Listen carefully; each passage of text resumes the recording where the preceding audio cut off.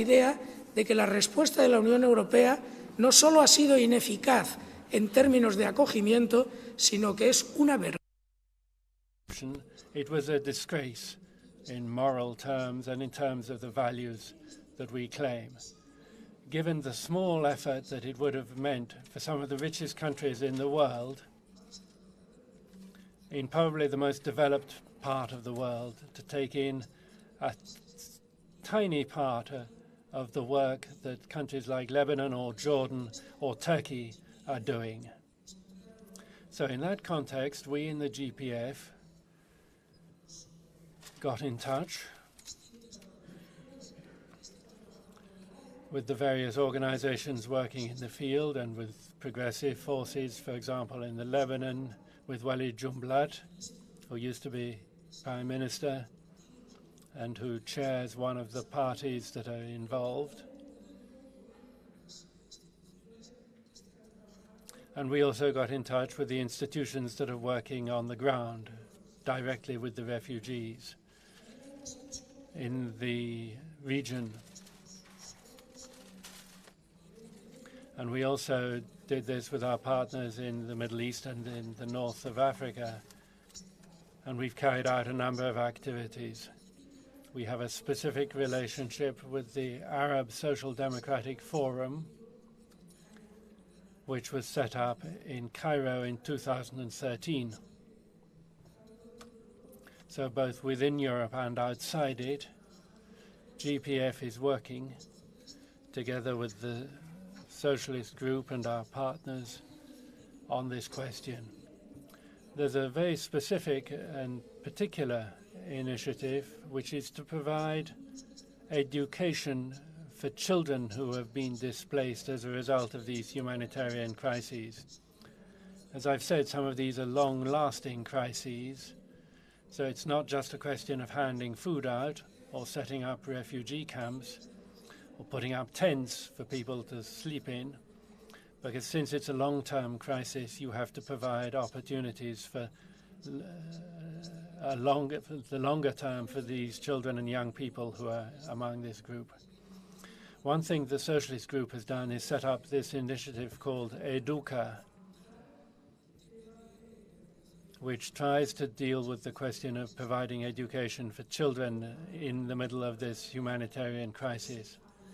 And we in the parliamentary group supported an initiative by the Commissioner for Humanitarian Aid, Christos Stylianidis, and the European Commission as well, they've been trying to increase the amount of humanitarian aid provided for education, which is getting up towards 6% of the total now. By another accident, it happens that in a previous life, I mean, you will have seen from the way I look that I had a life before politics. I was Under Secretary for Education in Spain, in other words, Deputy Education Minister, and education is something that has a great pull on my personal consciousness. Now, secondly, I spoke about, I've mentioned international trade, and you've already been talking about this, I think, before I started speaking. Basically, and if you can simplify matters enormously, on the one hand, we need international trade. In fact, even if it looked as if we didn't need international trade, it still exists, it's still there, and it's going to stay there. It's a law of life that it should exist. So any approach to the subject that concentrates on restricting it, or on the one hand, we need international trade. In fact, even if it looked as if we didn't need international trade, it still exists, it's still there, and it's going to stay there. It's a law of life that it should exist. So any approach to the subject that concentrates on restricting it or closing it down is not just a bad approach, but it's an unrealistic approach. is not just a bad approach, but it's an unrealistic approach because it's not going to happen. At the same time, that international trade needs to be regulated. It can't just be a battle, a free-for-all, where the strongest, the richest, and the most powerful, those who can best hide their profits, those who can best evade their taxes, and those who can compete most unfairly.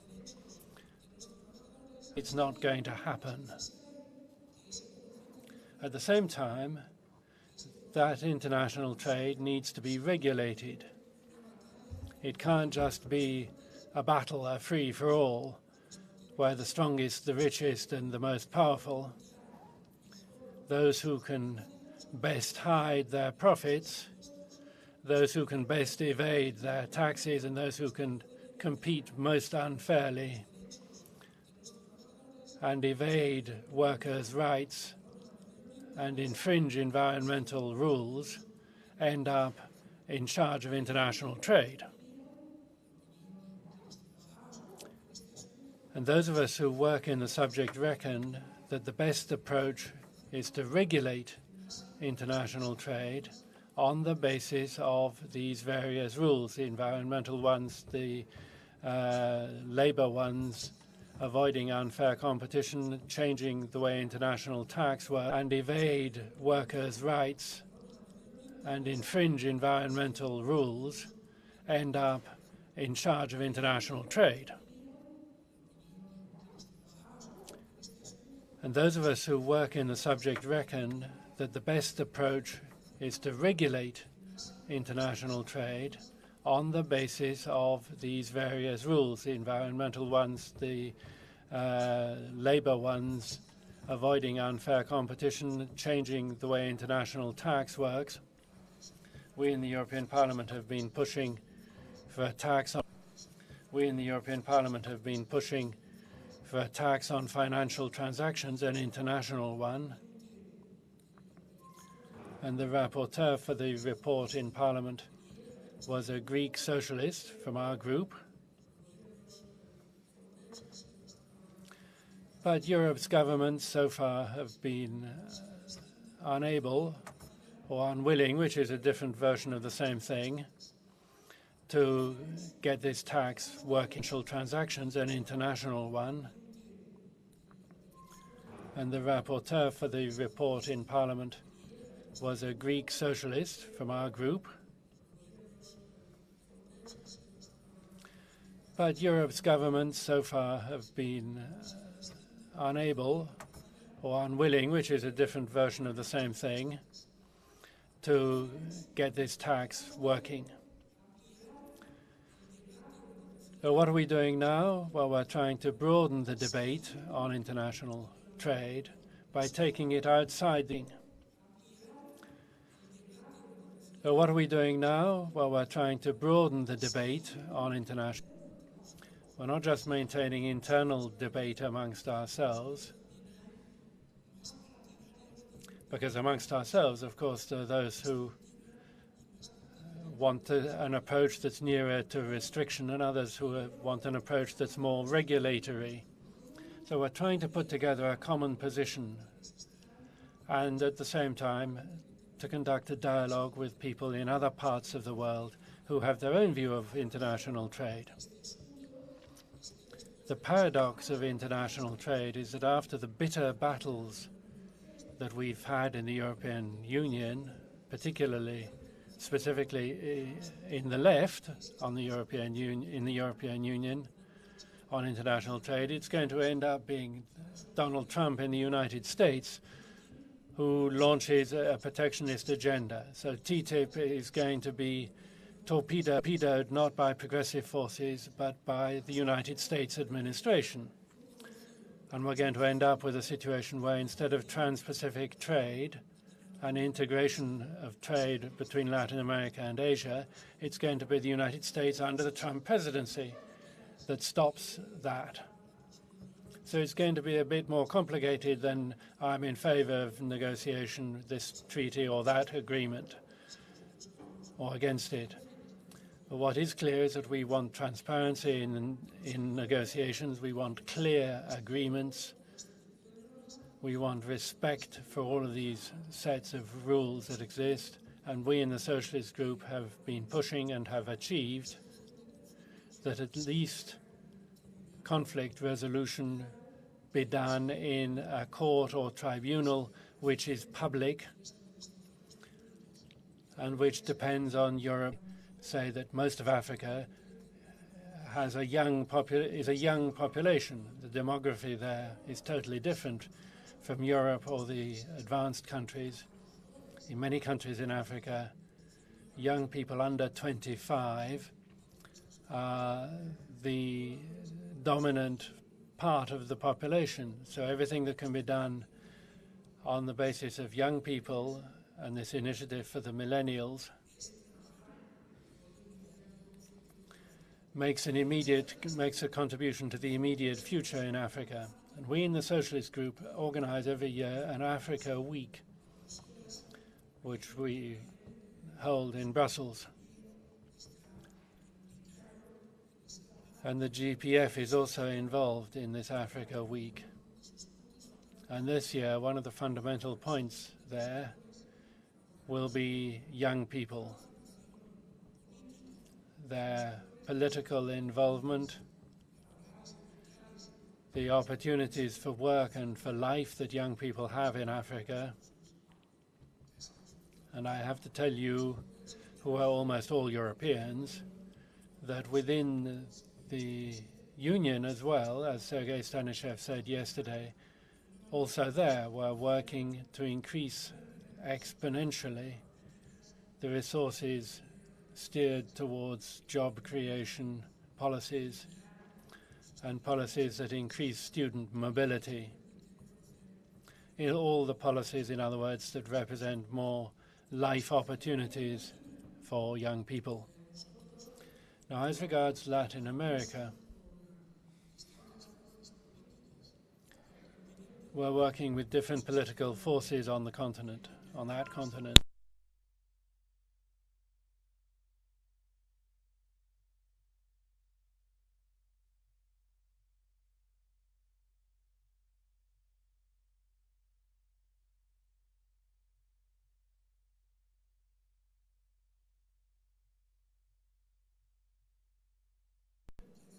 Now it seems to be rather in a worse position than a few years ago. But our strategic objective, I have to tell you, is to cooperate with all progressive forces.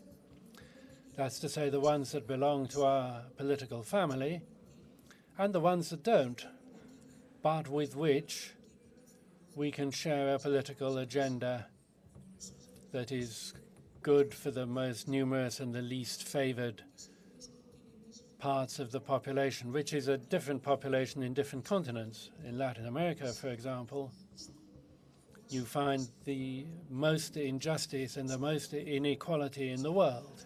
That might surprise you. Inequality, of course, is not the same thing as poverty. You can be poor, but everybody poor, and you can be rich, but only very few rich. And what happens in Latin America is that many countries are medium-income countries, but with a great difference between the countries and within those countries. So Chile is impossible to compare with Salvador, and within Brazil there are some parts of society in totally different, or Peru for that matter, or other Latin American countries. You get situations where within the country there are enormous differences. So we try to work with all political forces that can be identified as progressive. And in fact, next week in Chile, we're organizing some study days in the GPF, and people will be there from the European Union, people will be there from Chile, and from other countries in South America. And we'll be talking about political cooperation and trade and human rights and all the subjects that I mentioned before. It has to be pointed out that, I mean, you'll probably take it for granted that for a Spaniard, Latin America has a special significance relative to what it has for other countries of the European Union. And of course, you're quite right to think that.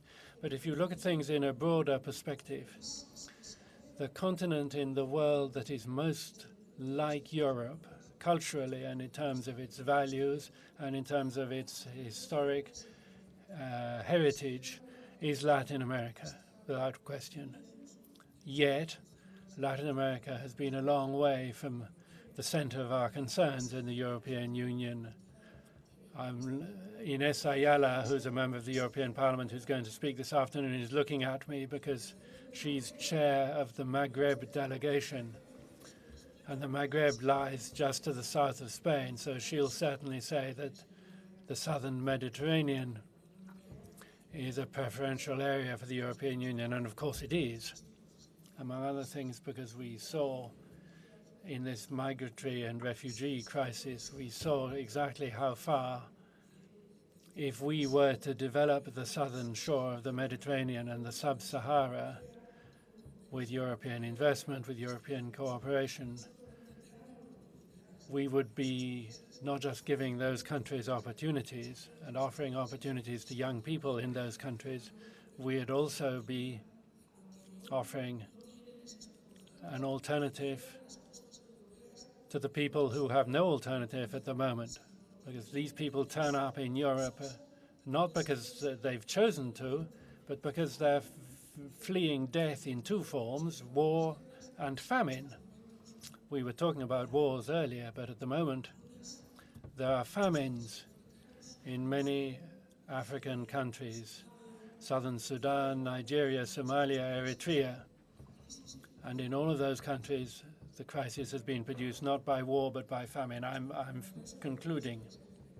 You'll know we members of the European Parliament usually have a minute and a half, 2 minutes at the outside to give a speech. So if somebody lets us loose for half an hour, we tend to take all of that. What's more, I started off as a professor at Madrid University. No, it's just that we have a rapporteur who's in Malaysia on Skype, waiting to speak. But you finish at your ease.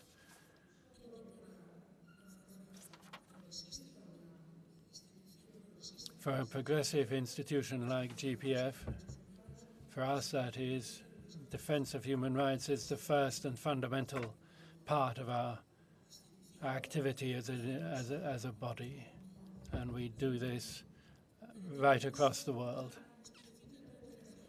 But we do have a specific cooperation with PES Women, the women's organization that is of the Party of European Socialists, and also with the organizations, I don't know whether to say this in Spanish or in English, LGTBI. That's to say the people who have to do with the rights of homosexuals, transsexuals, and so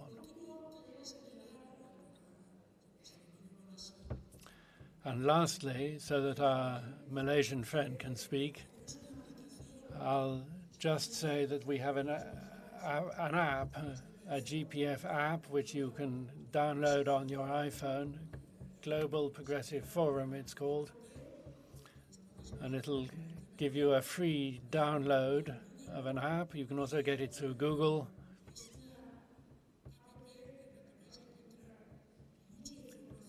And in it, you'll get lots of information about NGO activities in different parts of the world, about election timetables, about different sorts of poll, different activities. So if you download it today, you'll be able to see that it's something that's going to be useful to you so that you can get important information on progressive activities across the world.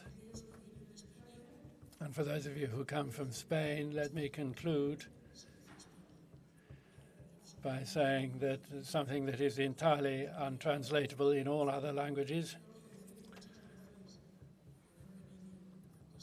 But I'm very grateful for you to have come even 10 minutes late this morning, as we in Spain are used to meetings of our Socialist Party, and anything less than 50 minutes delay starting there is regarded as a heroic act for the revolution.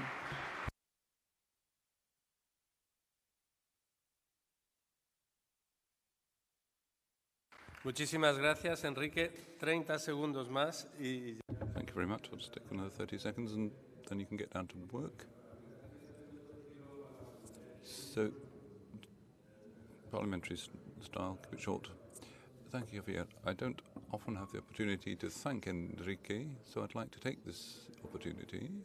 As always, Enrique, your speech has been extremely full. It contained a great deal of information throughout. You've given us an overview of global politics and European politics. If you have any future opportunity to listen to Enrique, I suggest you take along a pen and paper and note down a few thoughts. So thank you very much, and good luck. You had a lot of great ideas yesterday, which I'm sure will inform today's work. Solo dar la bienvenida a...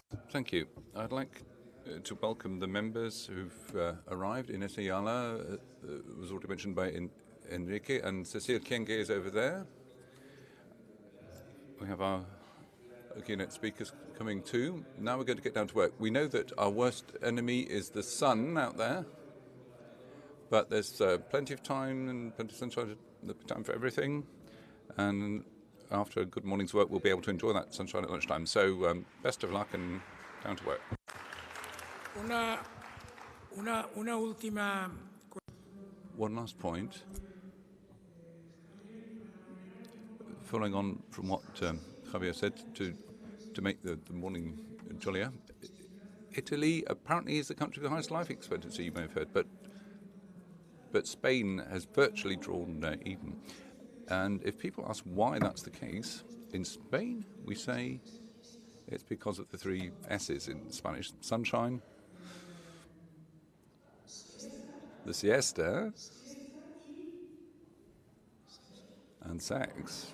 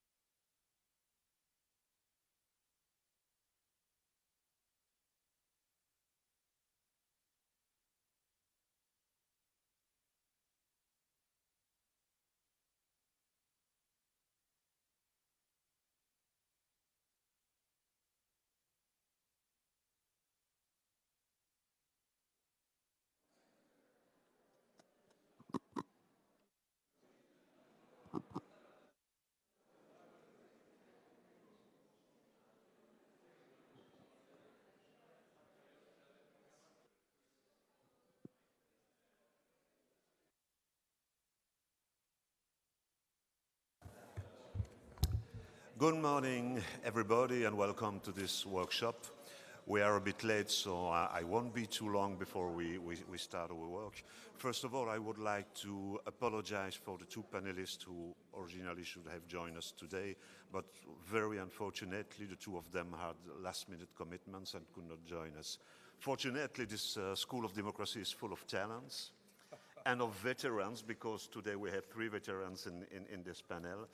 Cécile Kyenge, as you know, is a member of the Socialist Group in the European Parliament, and she's also the former Minister for Integration in the Italian government. Carlo Invernizzi, from the City College of New York and Sciences Po Paris, is also a veteran of the School of Democracy. He's been here in our workshop for, this is the third year, I think. And you know this other veteran next to me, Adam Yogi, who is very involved in politics in the Labour. He's a local councillor in London. And, well, on the spot, he could prepare some interesting remarks on this issue. Just two technicalities. As you know, we are privileged. We have interpretation in French, English, German, Italian, and Spanish. So feel free to use whatever language you feel comfortable with. And the second point, you know it already, but we will adopt a final declaration this afternoon, coordinated by another MEP, Victor Negrescu. So at the end of this exercise, we will appoint a couple of rapporteurs to report back in the plenary, and also to prepare some chapter on this very issue, and one concrete political proposal which should be adopted in the frame of the final declaration. I will give the floor to Carlo, who will tell more about the methodology today, maybe in a few minutes, and or. Okay, that's fine. We'll talk about the methodology and how we organize our work afterward, but we will start then with the two first presentations. Cécile, please.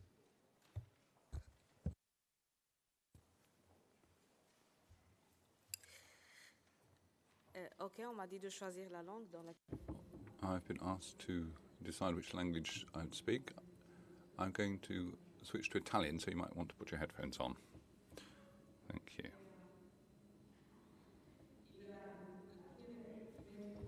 Before going any further, good morning, everyone. You've been here for a couple of days at this point, so you're now feeling at home in the context of the School of Democracy, I trust. I'm going to be discussing with you an issue that I devote particular attention to in the European Parliament, everything to do with democracy.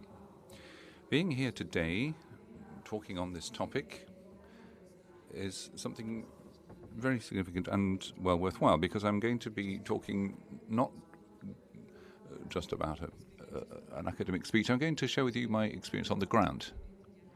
I'll give you some points of information that you may feed into your analysis, and I believe that some experience on the ground may help younger people to have a grasp of what's actually happening.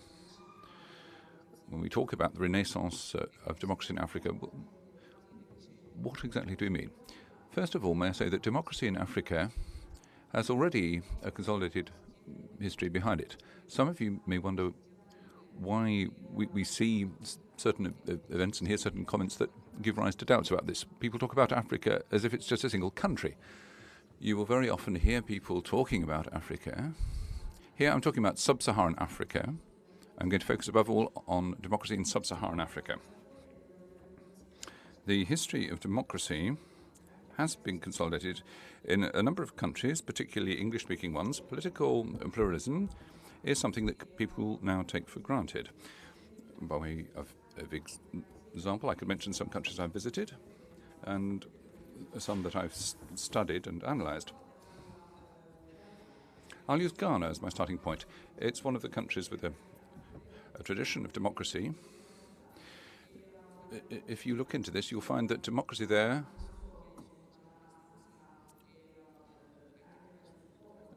goes back through time now, including grassroots involvement in politics. It's gone through various phases. An alternation in power is, again, something taken as a given there. The current president has obtained 2 mandates, others have only had 1. Ghana is sometimes cited as an example of democracy in Africa. Power was transferred very peacefully, unlike what has been seen in a number of other countries in what I might call a second group. Ghana is a peaceful and prosperous country and is often held up as an example. But then we have Nigeria, another example. After years of a military coup, I was there in 2015 on an electoral observation mission. Nigeria is a controversial country. After a long series of coup d'etat, at the last elections in 2015, there was a democratic handover. The president was democratically elected and took power, taking over from Goodluck Jonathan, his opponent. In the past, we've seen army generals taking over, but the country has found its course now. I recall that in 2015, when I was on that election observation mission in Nigeria, the Nigerian people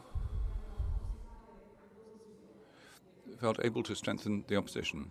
Very often, the challenge in Africa has been that in the opposition, there's not a strong culture of providing an alternative project to society as an opposition. There's been a culture of one-party power. That's what many countries have experienced. But in Nigeria, they've tried to strengthen the opposition rather than just having a single project for the country. So they moved on from Goodluck Jonathan, but the situations differ. Despite terrorism in the northeast of Nigeria at present, bringing the whole country to its knees, in democratic terms, Nigeria has sought to strengthen a specific example for African democracy. Well, let's turn now to French-speaking Africa, where, again, you can find some fine examples which will help you grasp the extent to which African culture has taken on democracy. Benin, a small country, respects its constitution, and there have been peaceful handovers of power. That was the case at the last elections. President was handed over peacefully. And Benin today is going through a period of stronger grassroots participation by the people, and the concept of democracy and respect for the Constitution has been greatly bolstered. This period, particularly since the last elections, have strengthened this feeling among the people. And then there's Senegal amongst French-speaking countries, the first democracy in Western Africa. As things stand today, we find that most of the countries with a strong democratic culture are to be found in Western Africa. There's also a strong economic community there. You'll be aware that Africa is divided into economic macro regions, and you have ECOWAS, the Economic Community of West African States. It started out as an economic community, but it has now taken on a degree of political power and has managed to bring some influence to bear and have an impact on the flow of democracy in these countries. There are other examples, though. There's the Central African Economic Community, the SADC, the East African Community, but ECOWAS is the strongest of all these. Free movement, it even has a single passport to allow people to move freely throughout the region. That's something different from all the other regions. So in terms of democratic politics, it's taken great strides forward. Senegal, then, which is within this area, has always been seen as a leader in democratization. In recent times, we've seen how power has been handed over. And all this is underpinned by an awareness amongst the people The citizens' movements, as they're called, bring together young people. It's thanks to a growing awareness amongst people of how important it is to make the people's voice heard and ensure that the Constitution is respected. You have to take ownership, and these people regard themselves as the guardians of democracy. That's how these citizens' movements define themselves. And this has spread from Senegal to English-speaking countries. There is this desire to ensure respect for the Constitution and ensure that limits to the number of periods in office are not exceeded. There are instruments here being used in Africa to strengthen democracy. In recent days, I wrote a very critical article on Senegal, saying to Senegal that it shouldn't backpedal. It should remain a leading example for democracy in sub-Saharan Africa. The point is that the mayor of Dakar was arrested and accused of corruption and misuse of public funds in government.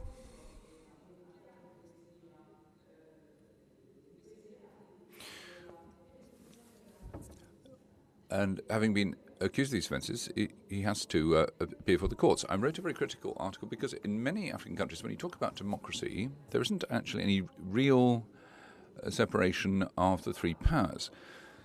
And very often, in order to squeeze out political opponents, you resort to the judiciary, use justice, use the courts,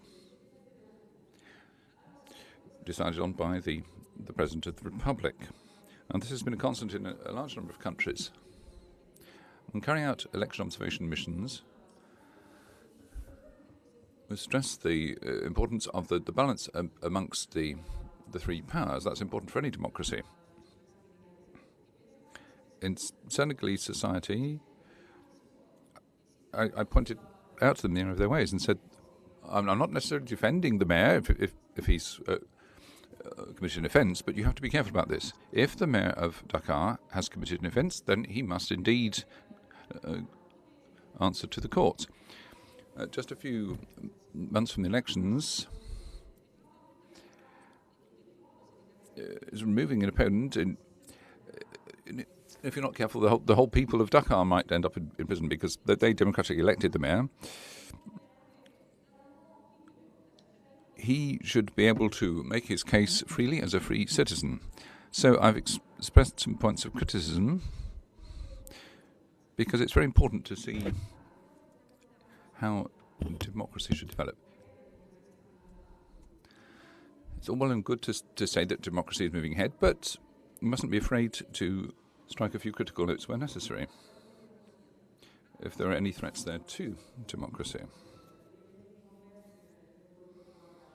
So much then for a degree of controversy in Senegal. There are a large number of other countries, however, where there have been elections. Tanzania, I headed an election mission to Zambia too, where democracy has been built up over a long period of time. In recent years, Zambia has been at risk of drifting off course. Now, there again, in my final recommendations, you see at the end of our election missions, we draw up recommendations. We say, look, be careful, access to justice, to the media. How is this being governed? Everyone has to be on an equal footing, whether you're in the opposition or in the governing party or anyone else in civil society. They need proper funding. All these have to be measured up.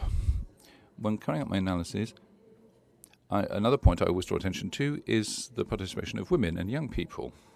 It's extremely important. In every instance, you find a low turnout there, or a low level of involvement. And if we want to strengthen these democracies, these countries need to equip themselves with means to ensure everyone is involved.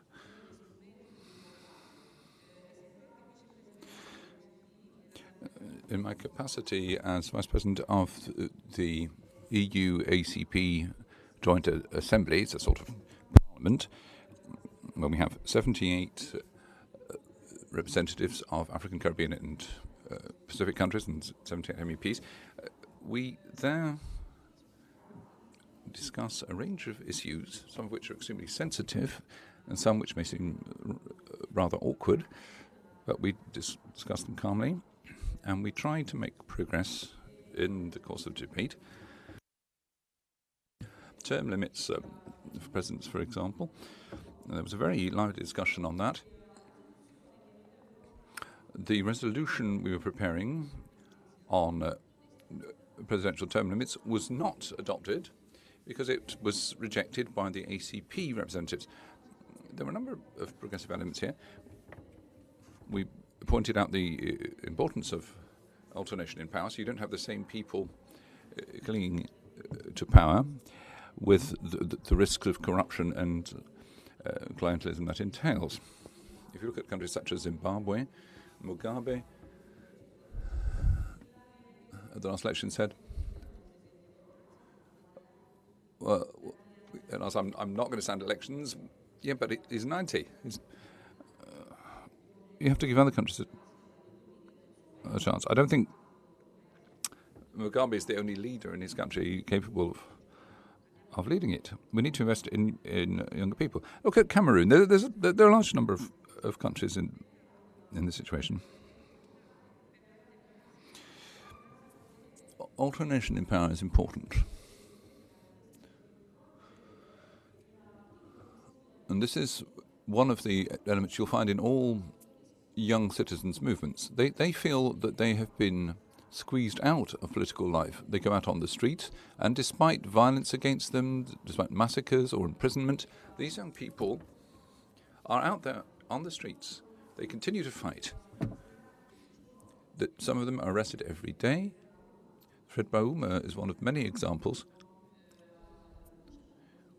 With the Lucha movement and Filimbi, they're not scared of anything because there's very strong awareness amongst the people today. The people now,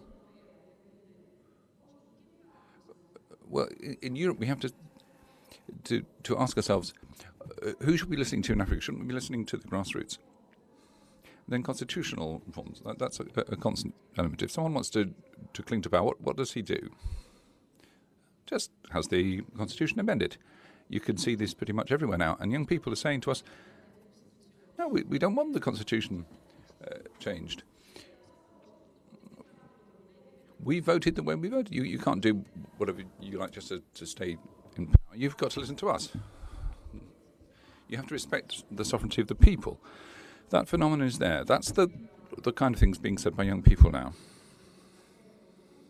I could go through a very long list of examples.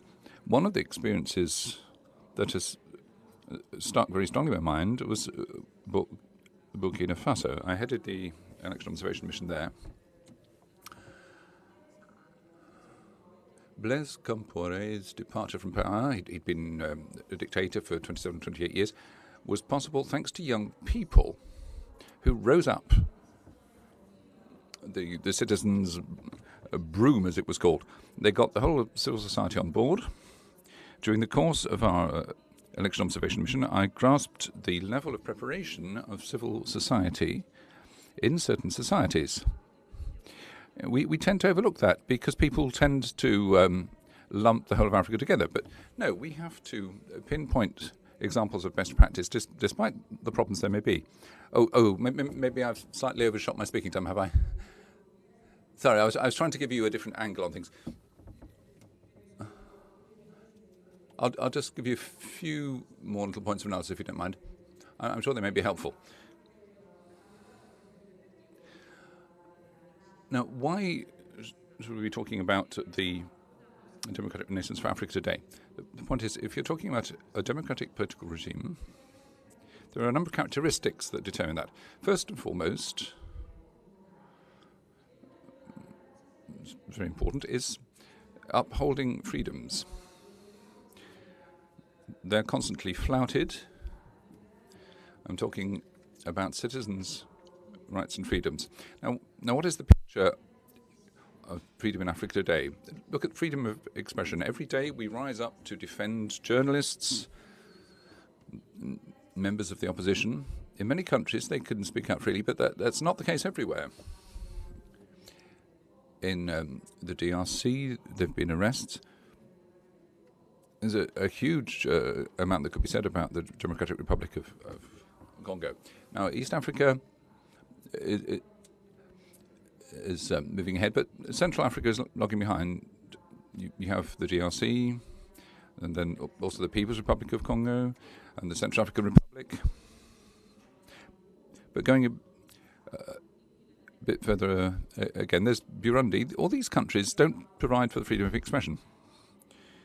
Less than a year ago, we had students thrown into prison for a caricature of the president. Most of the students involved were minors, and they were put into prison for making a caricature of the president. This was regarded as lack of respect for the head of state. Freedom of the press is not respected in many countries, or the freedom of association. You can't just go out and hold a demonstration. We had an example in the DRC where the citizens' movement went out on the streets and most of the people were thrown into jail. It's very difficult to organise a free demonstration today. You can see the same in Sudan or Burundi. So these rights are being violently suppressed. So there's variety in the levels of democratic rights being respected. Whether it be the freedom of expression or the freedom of association, or again the separation of powers between the executive, the legislature and the judiciary. These are constant concerns. All power is concentrated in the powers of the president. Constitutional courts, again, Gabon is a very clear example there. I've been there. The Constitutional Court in Gabon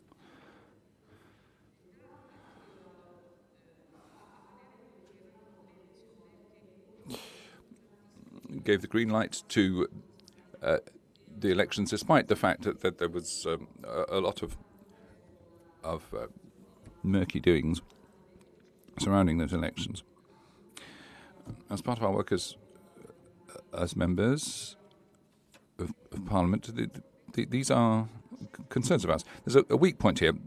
Public awareness is so great these days that it's actually stronger than what you'll find in some of the African parliaments. In Burkina Faso, when the people started to rise up, the first thing they did was close off the parliament. People had gone along to try and encourage the president to amend the constitution. The citizens' movement, the people, didn't allow the parliament to do that. They wanted them to fulfill the mandate for which they'd elected them. The parliament had to do its own job. Many opposition parties lost face, and they couldn't do their job. Lastly, I'd like to try and get across to you the point that young people's struggles today are increasingly geared towards establishing the direction of travel. Are we talking about a renaissance of democracy?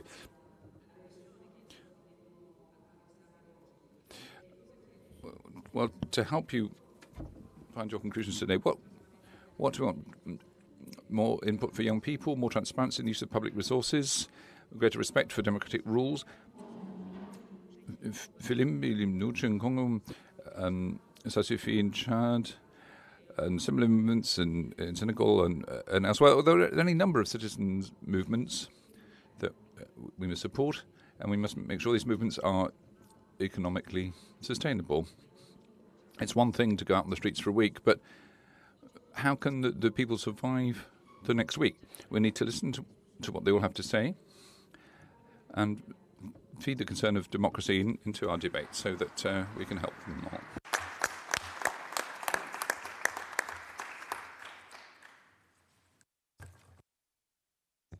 Thank you very much, and thank you, Cecile. Good morning, everybody. No, you're also asleep. Because yesterday, everyone said at the Chervy Institute, what's your name and are you here as delegate? So clearly didn't hear me speak yesterday. Can I hear a good morning back? Are we alive? Are we awake? Okay. As you'll see from the program, there was a question mark at the end of the statement, A New Democratic Renaissance for Africa. I believe there could be two radically different answers to the same question, and I want to set them out as briefly as possible. I've just returned from Zimbabwe, where my family are from, visiting my family and basically having a rest. It's a beautiful country with good arable land, a good balance of hot African sun and rain. It has a smart, decent population and has some of the most beautiful landscape and scenery you'll find anywhere on the globe. But all's not well when it comes to politics. As Cecile noted, the 93-year-old President Mugabe has been in office since 1980. That's 37 years. In fact, it was 37 years on April the 18th, so that's this week. And he has announced plans to seek re-election in the July 2018 presidential election. Now, this is bad in my view for many reasons, and I'll just share a few. Firstly, his age. Now, I'm firmly of the view that we need a diverse range of people. I mean, last night we saw Susan George shaking her legs pretty impressively on the dance floor. So it's not that you look any time over 40 or 50 and say that you haven't got a role to play. If anything, we and our generation need to learn and embrace. But someone of 93 in his state is someone, in my view, not fit for office, particularly when he's increasingly relying on corrupt and, if I may say, evil advisors to run the country. I think the need for change is also a really important point. 37 years is a really long time, particularly in a country which you could describe as a one-party state. Now, as it was noted yesterday, I'm indeed British, and you could say that the Queen of England, or Great Britain I should say actually, although when the Union breaks up, who knows where we'll be, has been Queen for 65 years. And that is a long time, but the key difference is she's a figurehead. She has only a constitutional office role, which is going around and kind of cutting ribbons and waving at people and the like, whereas Mugabe holds an executive office with vast powers that, if not used properly, can cause serious devastation. And it's also bad because of his record and reputation. The economy has collapsed, millions have moved abroad in search of peace and prosperity. Zimbabwe had the highest literacy rate in Africa until the early 2000s, and now has amongst the lowest. This was a nation that also used to export food to its neighbors and now cannot feed itself. That's not a democratic renaissance to me. On the other hand, if you look at the example of South Africa, since 1994, we have seen, we have a case study about how democracy could take root.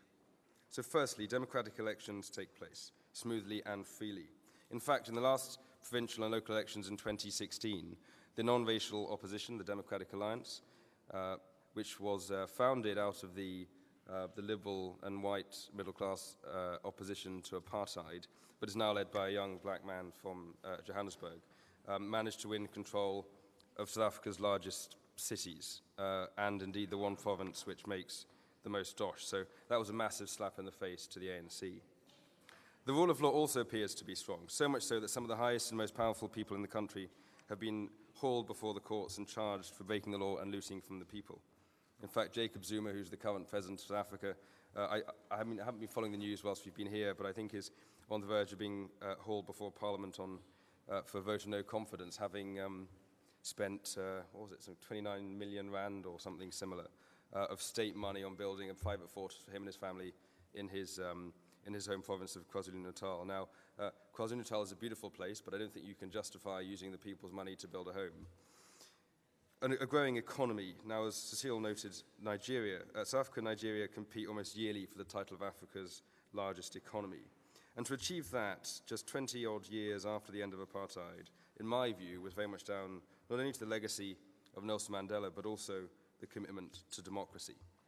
Now, there are two case studies. I've arguably been a little harsher on Zimbabwe and ignored some of the positives there, and also ignored some of the worrying trends we're now starting to see in South Africa. But that's our challenge. In fact, that's your challenge, You need to work out what information we should focus on and what information we should consider and that which we should ignore. I want to talk briefly about development and aid, or new colonialism as it was put to me this morning. The conditions attached to loans from the IMF are crippling. Many African nations look to these global institutions and in return note they're all based in the West, indirectly run the countries that they are meant to be helping. And by that I mean the conditions that are imposed, the instructions that are given, and the needs of the population are totally ignored. It's even worse that many of the leaders who go and ask for the loans from these big global Western institutions, under the pretext of delivering good services for their people, tend to take a little for themselves, if you catch my drift. We need FDI to women's groups and schools and NGOs. That's how we empower those who are being ignored by their leaders and abused by the Western institutions. The more women, as Cecile noted, and young people that are empowered and educated, the more likely we are to see stronger and fairer democratic societies in Africa. Lastly, the role of Europe as a partner. Most of sub-Saharan Southern Africa, the part that I know best, was British during the days of the Empire. Not that I was around during the days of the Empire, nor would I have supported, of course. And the British way of showing regret and sorrow for what happened is to pretend that it didn't and have switched off. And this is an issue for me because the Chinese have stepped in. And this is bad for many reasons. They loot natural minerals and resources. And when I say the Chinese, I mean the Chinese government, just to be clear. They empower and protect dictators, and they use the building of average quality roads and infrastructure to consolidate their influence. And it's no surprise because China, whilst it has the largest elected body in the world, that's the Congress, the 5-yearly Congress meeting of the Communist Party, which has something like 8,000 people there or something, almost bigger than Jeremy Corbyn's Labour Party, it's far from democratic. Europe has the opportunity to seize the initiative, to build solid links with the African Union, but also individual nations too. Now that's a rush through, a case for a democratic renaissance, a case against, and a little more thrown in to get your minds thinking, your voices speaking, and importantly, your ideas in the declaration that will be approved at 2:30 this afternoon, and I look forward to hearing from you.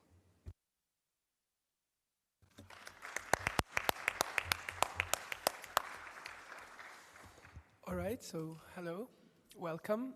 The way we are going to proceed now is, some of you were already at the workshop that I was involved in yesterday. It's going to be pretty similar to that. I will explain what this means to the others now.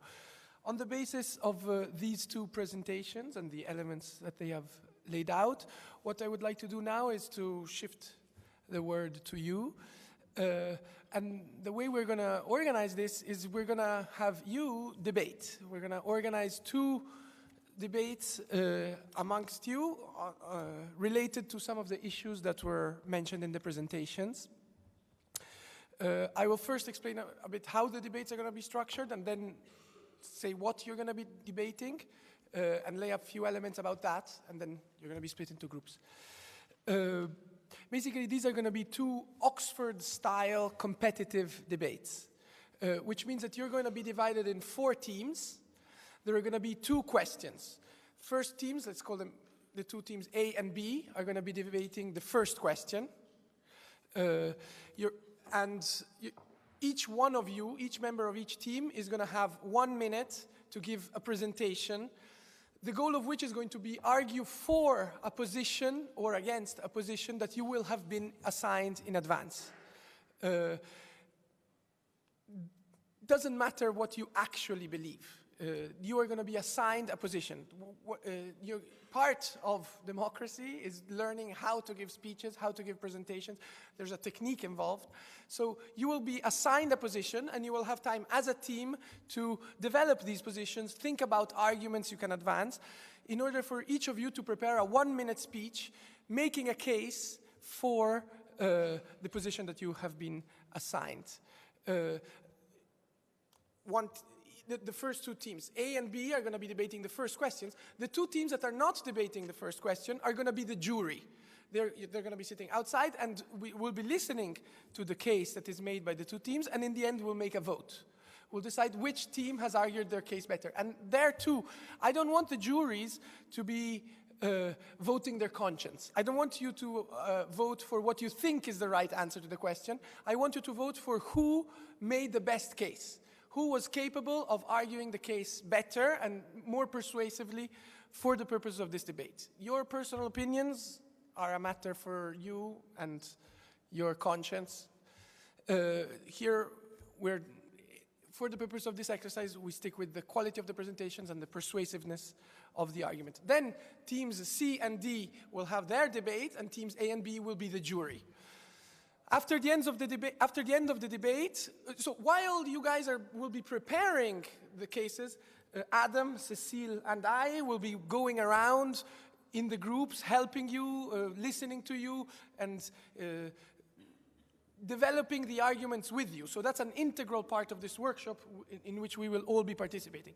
After the end of the two debates, on the basis of the conclusions that we will have reached, we will have together to work out some conclusions, some takeaway points that we can take away from the presentations, the discussions.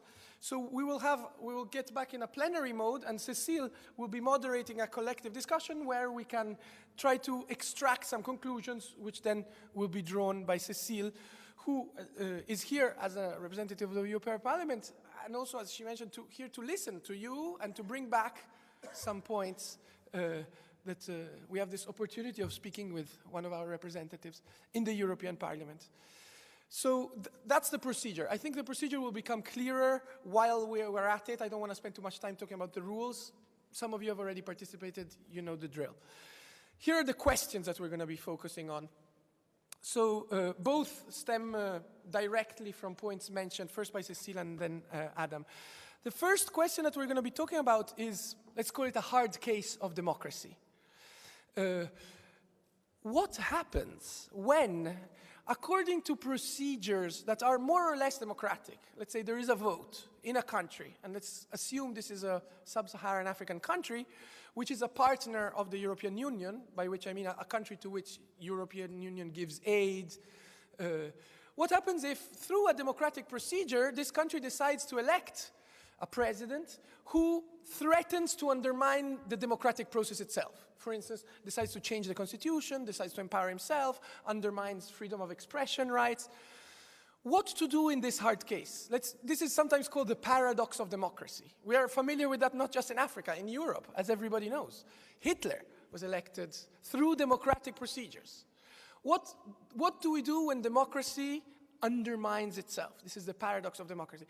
The perspective from which I want to pose this question is the perspective of Europe in Africa. What should Europe do in the case where an African country, which is a partner country, decides to elect a leader that threatens to undermine the democratic procedures themselves? Should Europe continue to support and give aid, collaborate with this country, or should Europe take active measures to try to undermine or limit the process of disintegration of democracy in that country? And active measures can be interpreted in many ways. There's the American form of regime change, which involves bombs. But there's also a European way of regime change, which involves bureaucrats,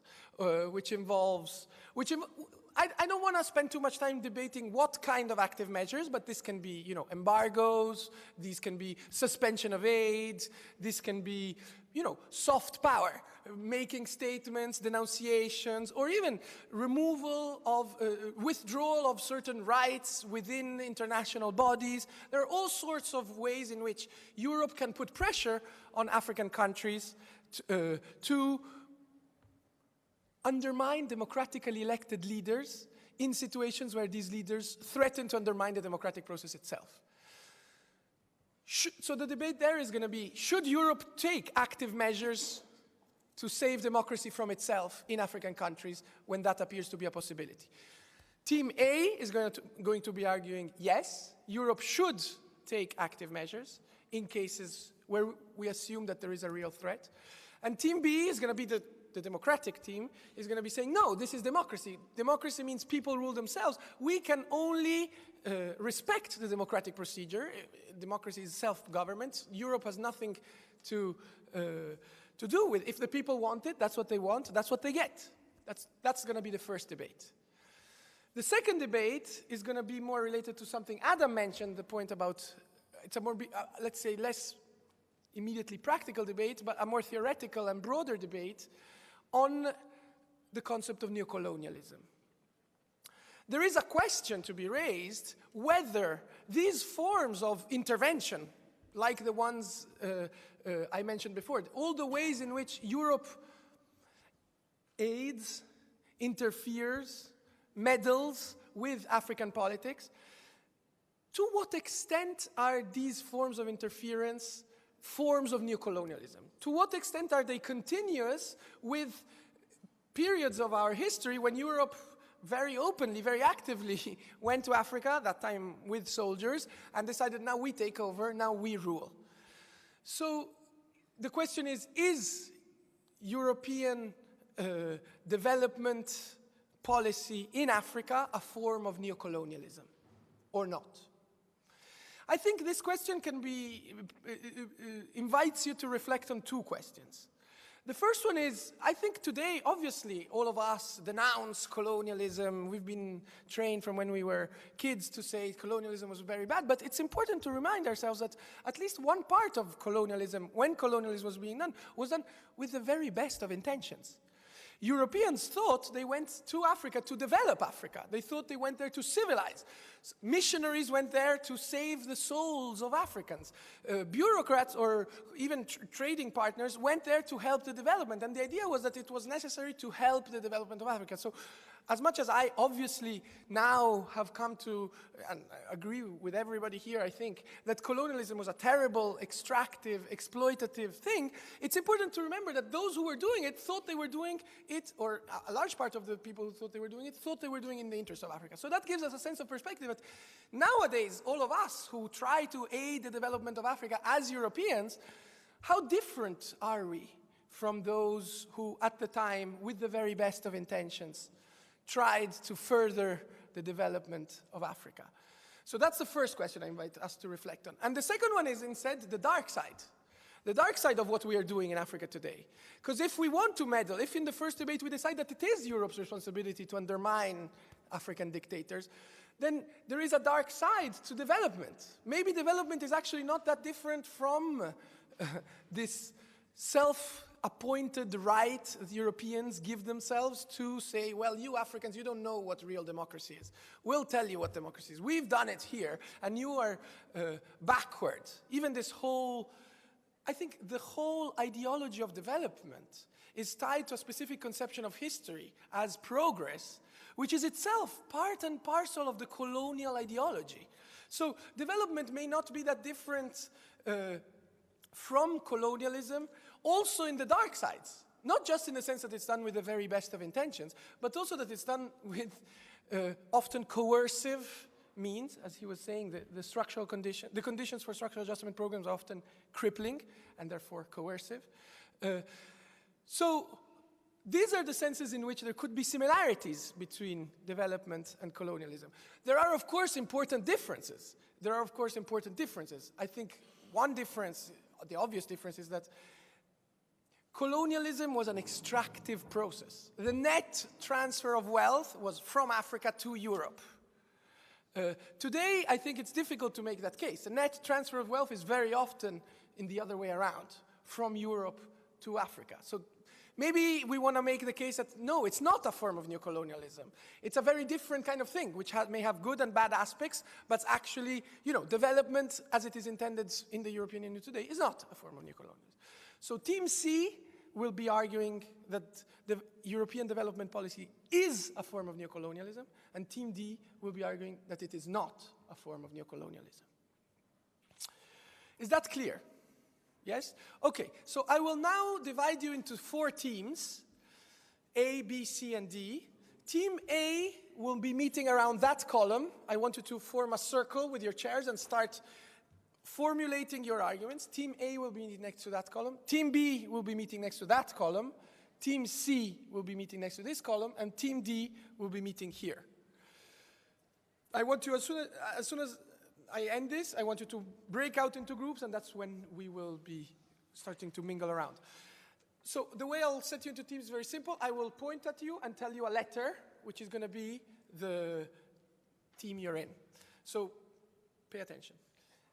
A, B, C, D. A, B, C, D. A, B, C, D. A, B, C, D. A, B, C, D. A, B, C, D. A, B, C. Are you participating? D. Is anybody else? Does everybody? Are you participating? No. Is anybody? Does everybody know? Everybody who is a participant? Does everybody who is a participant know what letter team they are? All right, okay, so I would like Team A to go there, Team B to go there, Team C to go there, Team D to go there. Put your chairs in a circle and start working out what arguments you want to be making in this debate.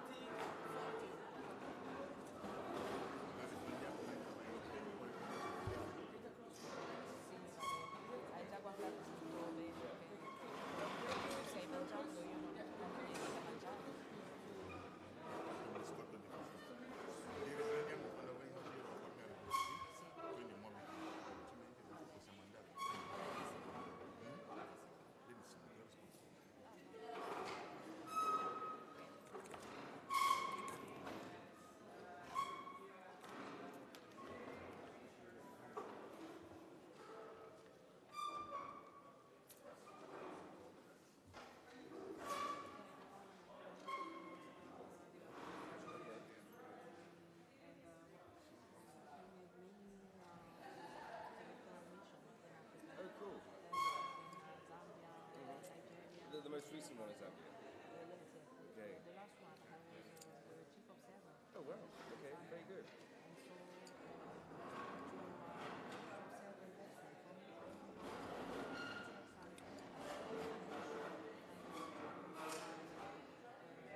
How about your thinking as you go back policy-wise and the issues we champion? I mean, I mentioned the China part because I think that's really important because Europe has totally fallen asleep and the Chinese have just gone in there. Yes, yes, and to give them some elements to not only the same analyze non-analyze, but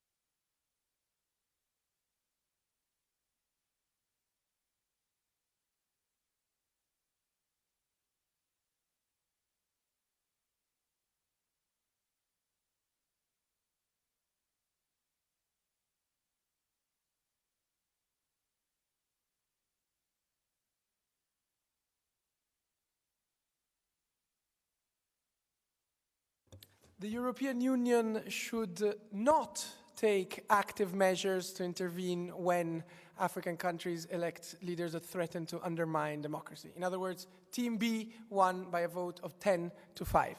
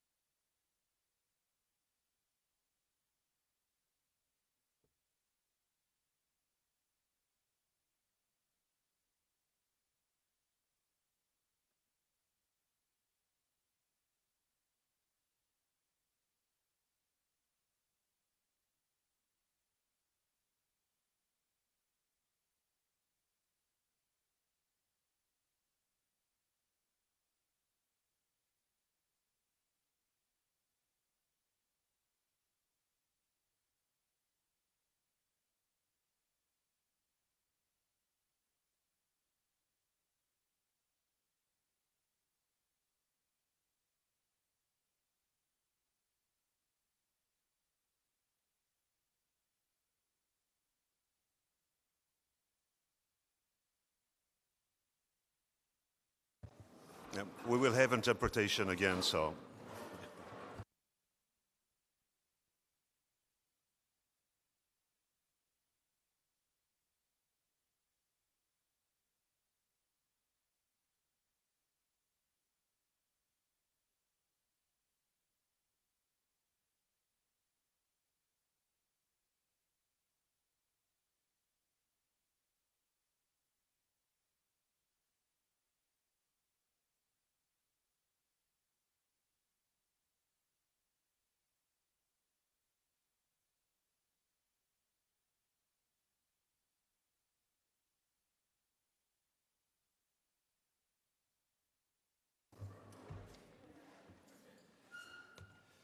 By a vote of 10 to 7,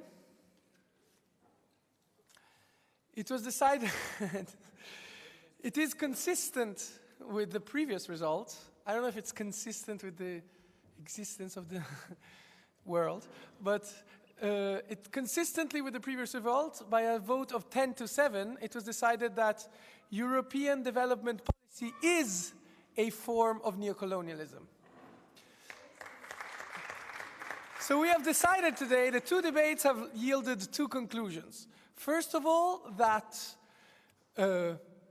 when African countries elect people who threaten the democratic process itself, Europe should not intervene, and that every time it does intervene, it is a form of neocolonialism. So now I leave you with these thoughts, and Cécile can take over. If you have questions, raise them. I hand over the thing to Cécile. Sì, 10-7 è una forma di neocolonialismo. 10-5 che l'Unione Europea non deve intervenire quando eleggono un dittatore.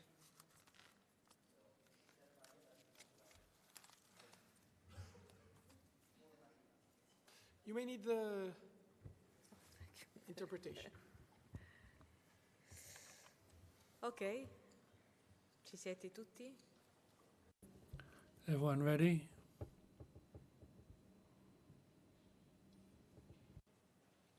Bene. Okay, then.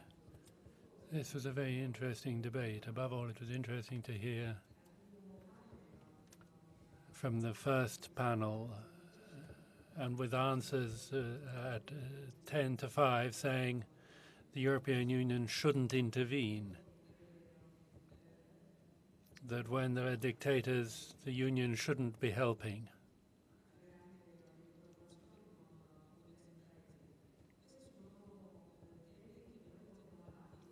These are things that we shall take forward, but it was certainly very important to hear what you thought. There are important points that have come out which I'll pick up. Sovereignty of the people, that was mentioned often in the debate. You kept mentioning sovereignty of the people. Very often at the same time you said that the people had to be protected. In other words, power shouldn't be centralized, shouldn't remain centralized, but people who get power should then protect the people. Somebody spoke about our responsibility, saying protecting the population is our responsibility. It's the responsibility also of the European Union to protect the population in general and to protect the people on the ground. Human rights were also mentioned as a delicate issue, perhaps one that more attention needs to be paid to, as in our relations with some countries today, for example, the new emerging powers, take China, take Brazil, India. There are points here where the Union could place itself at the center of the debate.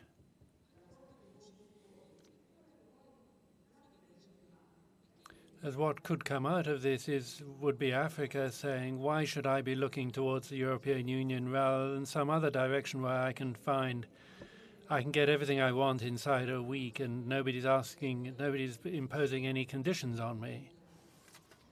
No ties, no questions asked. But then there's the question of if we put values at the center of our approach, if we have new pacts, then our values and our human rights have to be at the center of that. So then we have to look at these dictatorships which are not acting in the people's interest, but in their own interest, not protecting their population at all. In the first debate, you mentioned what is a topical issue. And I think a topical debate that needs to be looked at in broader terms, which is fake news, which had a considerable effect on the Brexit result, but also on the result in the United States. This endangers democracy, you need to see, because this is false news, fake news. You need to ask yourselves how to protect yourselves from that. Because ultimately, when you talk to people, they'll say, well, I read this, it was on internet, so that must be revealed truth. But they don't know what the source is, and that, I think, is very important. Because this is a way that people can be guided in their understanding of what democracy is and made to strengthen democracy. Because these fake news produce a lot of results now, and if you ask me, could it be influencing the result in France as we speak?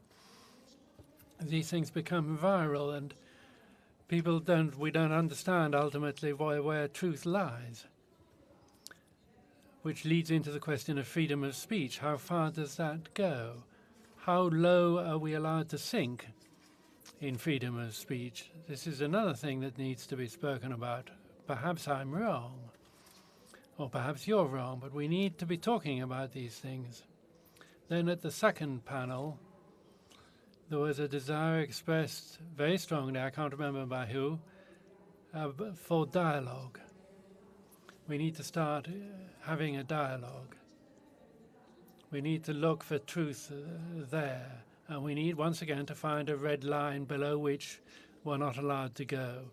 I think this is a debate which greatly enriches all of us.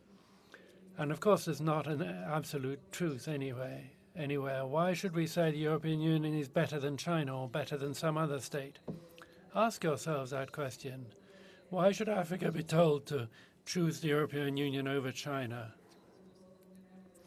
We don't have any response to this question in the ACP Assembly, I can tell you, because they tell us you don't have any right to tell us what to do. And some of you said this in the second panel.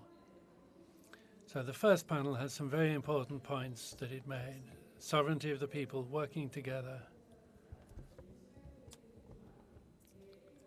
Respect for human rights. Freedom of expression, fundamental liberties. So Europe has important things and it needs to bring them forward, and these are the points that come out of the freedoms, freedom of speech, for example. These are things that can guide a democracy. And when we look at the new emerging powers, we need to see that these are powers which could be, these are points which could be up for debate.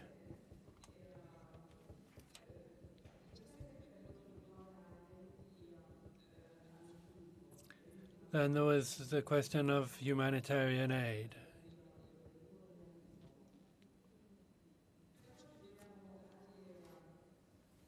Sulla parola stessa del We need also to think about the definition of colonialism. Let me briefly read this and then comment what you said about it.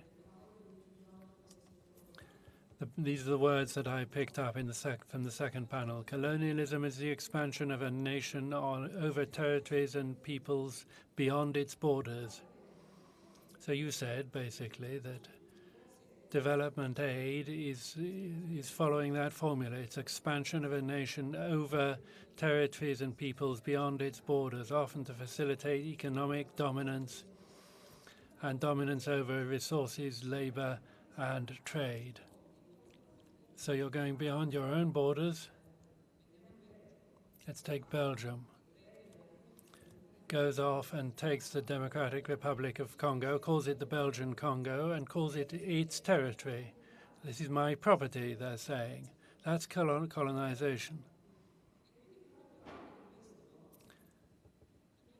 And when we talk about this, we need also to recognize that in 1884, this is just a point that I'm making, colonization started because in 1884-85, there was the first Congress of Berlin. And at the first Congress of Berlin, all the European Union states sit down round a table, take the map of Africa, and with a pencil they draw lines across it and say, this is mine, that's yours, and this is mine, and so on. And the weak point in all of this, and I call the attention of the second panel particularly to this, all of this was done simply looking under the ground.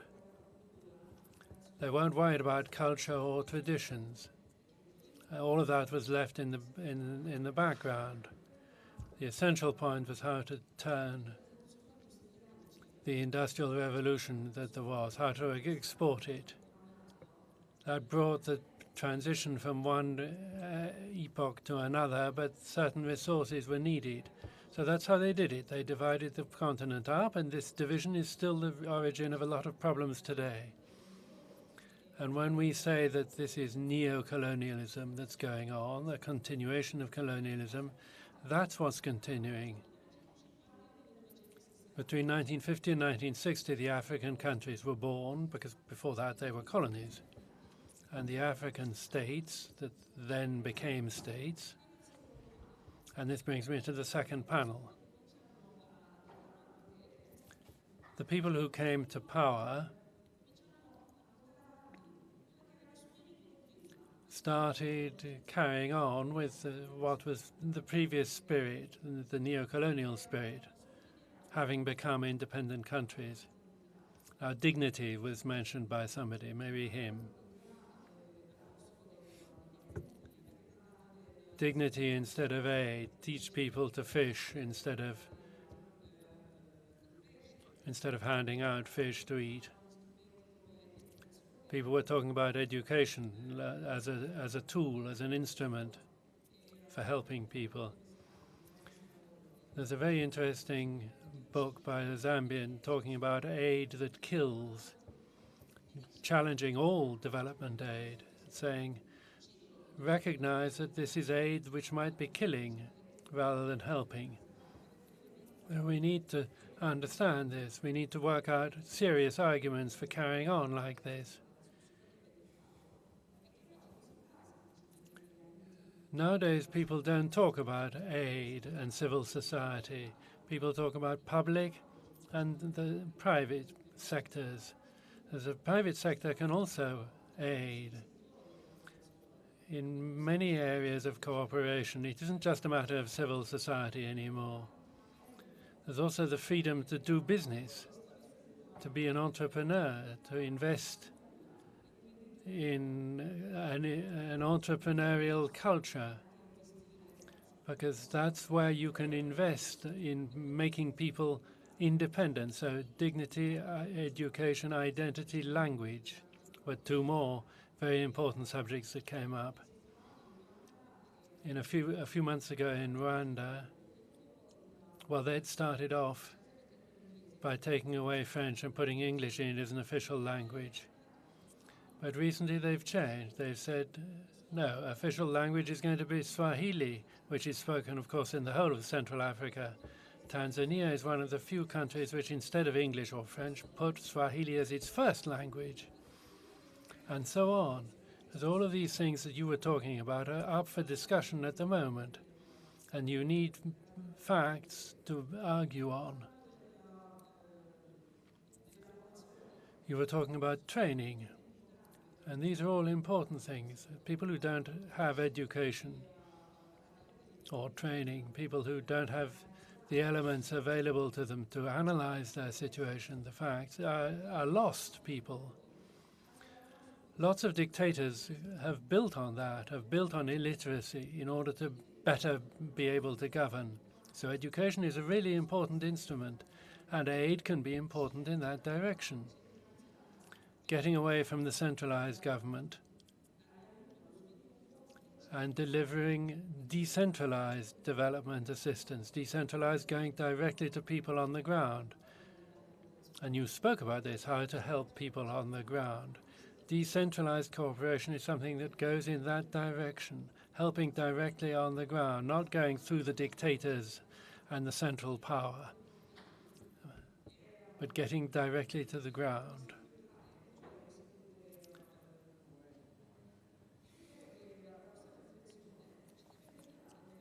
I think what you were debating should also be our guide when we're talking about sovereignty of the people. And as a union, we need, once again, to put the fundamental values and rights at the center of our debate. This is something that you said, or something that was implied by what you said. Respect for human rights. We need also to reconcentrate on the way we give, the form in which we give aid. And in conclusion, let me say something else about development aid. Countries in Africa nowadays don't want any conditions attached to aid anymore, conditionality. And it's not as if one morning you suddenly wake up and say, let's go and intervene and act in this particular way. But there are agreements about all this. There's the Cotonou agreements, which have been there for 40 years, and they're renewed every so often. They run until 2020, and the debate today is how we should adapt the Cotonou agreements, which are 40 years old, to what we have today as reality. They're progressive agreements, these. They have political rights, fundamental rights, economic rights in them. So all your subjects overlap here. There are economic partnership agreements, there are EPAs.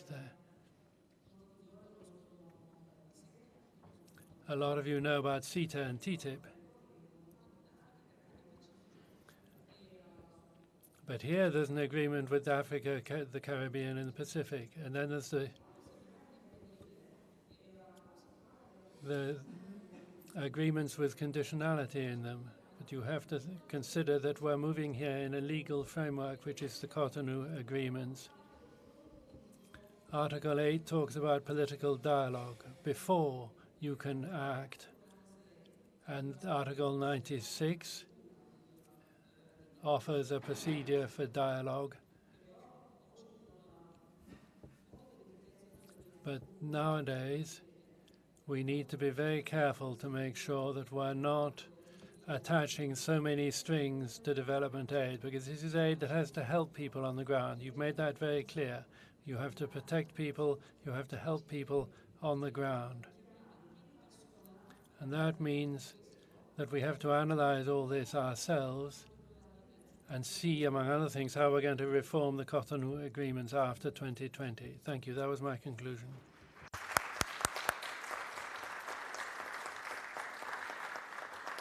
So in principle, the time is up. We have maybe 5 more minutes. If you have any questions or comments that you want to raise to any of the speakers, points or questions? No? Yes?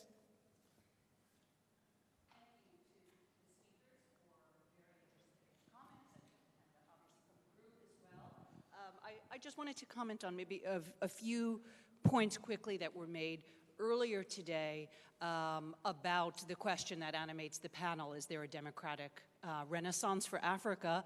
I would say that one other dimension of the democratic renaissance that may be unfolding in Africa has to do with the way that African leaders are starting to rethink their role in the international trade arena.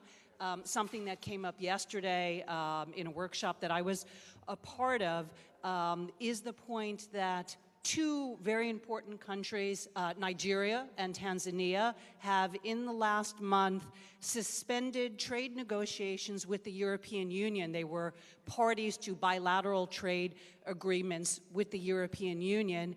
And the governments of both countries understood those agreements to really constrain democracy, because those agreements looked a lot like small versions of TTIP. They had state-investor dispute resolutions. They required both Nigeria and Tanzania to lower tariffs, which are a very important source of revenue for government programs in many developing countries. And I thought it was a very positive development from the perspective of autonomy and good economic policy that the leaders of these two very important countries went back to the European Union and said, these agreements have to be set aside. We need to start a new round of negotiations for trade agreements that will be much more in the interests of African countries and also which protect the autonomy and promote democracy in those countries. And so that, for me, I'm an economist, and so I focus on the ways in which economic arrangements impede or promote democracy. And I thought that this rethinking of neoliberal trade agreements on the part of some important countries in Africa is another way in which we're seeing democracy being strengthened in many countries in Africa. Just a second point that I'd make quickly, and this connects up with some of the comments that were made both by the panelists and the students, that has to do with the international financial architecture. I think it's a very productive development that many countries in Africa did quite well during the global financial crisis. That was very different than all of the other crises in the world economy, like the Asian crisis of the 1990s, when countries as far away from Asia in Africa had to go to the IMF for assistance, and as the panelists rightly noted, that assistance always comes with strings that constrain democracy and policy-making space. In Africa, during the global crisis, very few countries in Africa had to turn to the IMF. I think that meant that African countries are becoming more resilient and that they were not having to accept assistance in ways that constrain democracy. And in that context, many countries, as has been noted, have turned to China as a lender, and China has become the most important source of development finance in the world. It's lending more money than the World Bank. And there are many reasons to worry about some of the loan agreements and some of the aid that comes from China.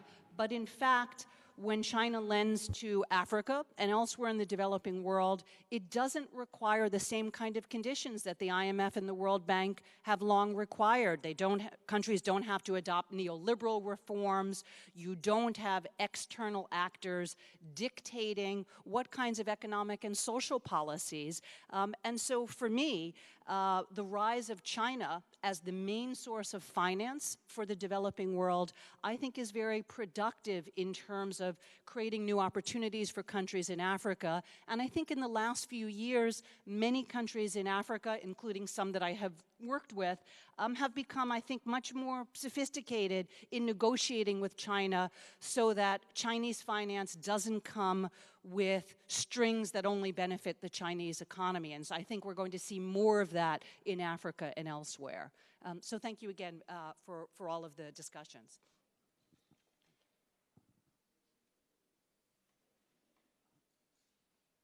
No, giusto un commento perché... Just one comment. As an economist, I haven't said much about economics, but there is some food for thought here. When you said that African countries haven't rebelled much against the IMF, to some extent that's true, but there's a perhaps less familiar element today. There's a large number of African countries who don't have their own currency. They have the CFA franc. That's part of a colonial pact that goes back to colonial times. African countries within the CFA franc zone, that currency actually being minted in France, can not exceed 15% under the Stability Pact because everything's governed by France. So in every member state of the CFA zone, you'll find a French citizen at the central bank to monitor the situation. So it isn't the African country itself which in practice has its own situation under control. It all hinges on France. They haven't risen up against the IMF, basically because those within the CFA zone depend on that colonial agreement. Now, this is something that we need to discuss. This debate will be emerging in the next few months. Perhaps you've not seen much of this so far, but we're going to be asking why they can't exceed that figure of 15%. To do so, they have to take out a loan and thereby increase their indebtedness. Now, I didn't touch that. It was to do with the monetary sovereignty of those countries. And do you know who's cashing in on this? It's Marine Le Pen, saying to them, you've got to liberalise, as if she's actually helping those countries, whereas in practice she's not. She's pursuing a populist course. It's very subtle, but it certainly won't be at all advantageous to many African countries. And she's pressing ahead with that sort of discourse. She talks about monetary sovereignty. That's what she's referring to, that colonial pact in the CFA franc zone. There's some food for thought there. How can we as Socialists and Democrats pick up on significant pointers to ways and means for Africa to stand on its own feet? Regarding relations with China, if you look at it prima facie, you say, oh yes, China's making such a huge contribution, but what about environmental and human rights? There are some benefits, but we have cards, trump cards that we can play too. There's no investment in environmental law. You know, the Chinese may not care an awful lot, but the damage being done to the environment will be felt by generations to come.